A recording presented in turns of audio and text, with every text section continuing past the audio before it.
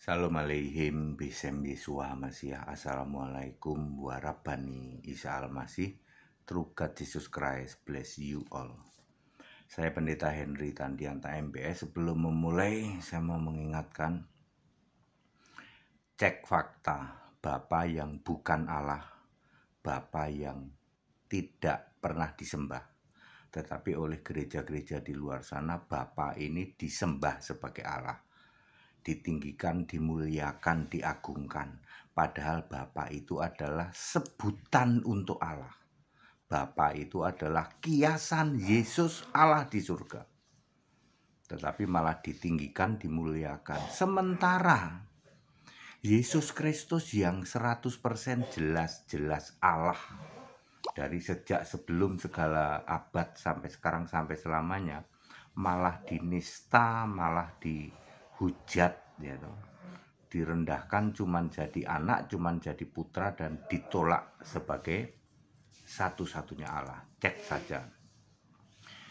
Saya Pendeta Henry Tandianta MPS. Saya menjawab pertanyaan dari saudaraku umat muslim. Enggak apa-apa ya, kita bingkainya adalah Indonesia, Pancasila, toleransi, saling menghargai, saling menghormati. Saya kalau ditanya, saya akan jawab. Jawabnya hanya pakai Alkitab. Pak Pendeta HTD, ya, tolong dong ceritakan tentang nabi besar. Ada nggak di Alkitab? Oh, ada, ya. Nabi besar di Alkitab dan ciri-cirinya. Maka gini judulnya, 3 ciri nabi besar Alkitab. Jadi ini bukan ngomongnya saya, Pendeta Henry Tandianta, bukan. Ini tertulis di Alkitab. Nabi besar yang pertama adalah Yesus waktu jadi manusia. Lukas 7 ayat 16, seorang nabi besar telah muncul di tengah-tengah kita. Jadi bukan saya yang menyebut Yesus nabi besar, bukan. Tetapi Alkitab menulis seorang nabi besar, ya, telah muncul di tengah-tengah kita di dalam Lukas 7 ayat 16. Lalu nabi kedua adalah Musa. Di dalam Keluaran 7 ayat 1, lihat, aku mengangkat engkau sebagai Allah bagi Firaun. Sekali lagi, Allah bagi Firaun, bukan Allah semesta alam. Dan abangmu Harun menjadi nabimu, artinya juru bicaramu, ya. Tuhan itu sampai mengangkat Musa sebagai Allah untuk Firaun, bukan Allah semesta alam, ya. Allah untuk Firaun, Allah yang terbatas gitulah, ya. Ya, saking Allah memakai Musa sebagai nabi yang besar, ya, dengan kuasa Allah itu dikasihin ke Musa, ya, dengan kuasanya, ya. Kemudian tokoh yang ketiga adalah Elia di dalam 2 Raja-Raja pasal 2. Itu mulai dari ayat 1 terus dibaca saja, ya, atau di ayat-ayat sebelumnya, 2 Raja-Raja 1 juga boleh. Elia ini, ya, nanti dia ditunjuk sebagai nabi yang luar biasa, ya. Pernah ia melawan nabi-nabi palsu dan lain sebagainya, ya. Elia termasuk nabi besar. Oke. Lalu pertanyaannya, ciri-cirinya apa, Pak? Kalau dia itu nabi besar, biar kita ini tahu gitu loh. Ya, ya, yang ada di Alkitab, ya, jangan yang nggak ada di Alkitab, ya. 3 ciri nabi besar.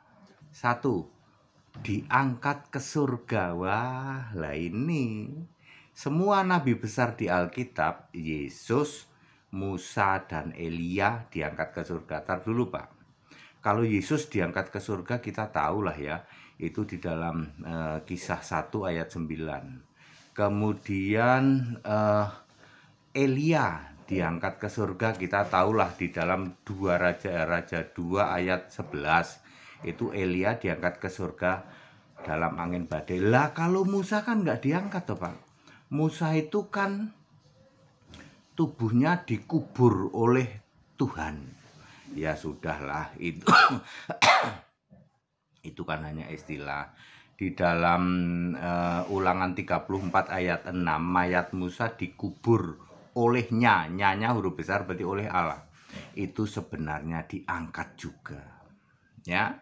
Jadi Yesus, Elia dan Musa sebagai nabi besar diangkat ke surga. Itu ciri nabi besar. Pak, kok Henoh enggak, Pak? Kan Henoh bukan nabi. Oh iya ya. Henoh itu bukan nabi ya. Nabi pertama Alkitab itu Abraham ya. Adam bukan nabi. Ya bukan, maksud orangnya baru berlima kok. Udah ada nabi yang enggak ada. Henoh bukan nabi, bukan. Nabi pertama Alkitab itu Abraham.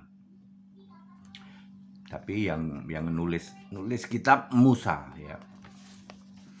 Terus pertama itu diangkat ke surga, kedua cirinya adalah kelak datang lagi. Nah, ya Yesus nanti akan datang di awan di dalam Matius 16 ayat 27 ini sama dengan 1 Tesalonika 4 ayat 16, sama juga dengan Wahyu 1 ayat 7 ya.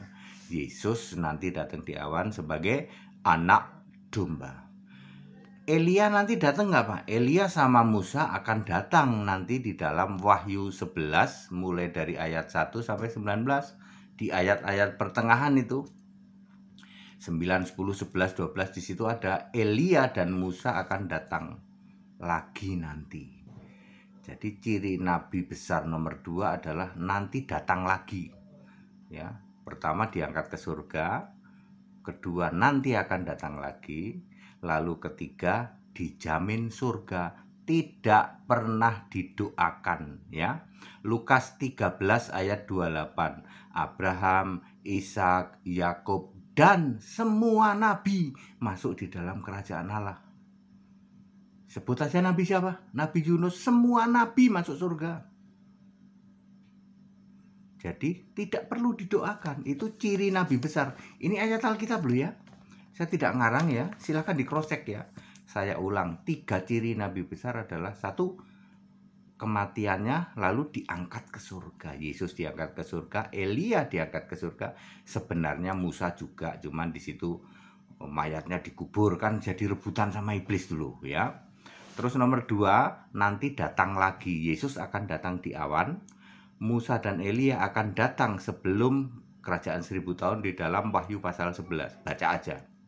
Kemudian tidak perlu didoakan karena sudah dijamin surga. Lukas 13 ayat 28. Pak HTD, kalau begini ya sudah dipikir saja ya.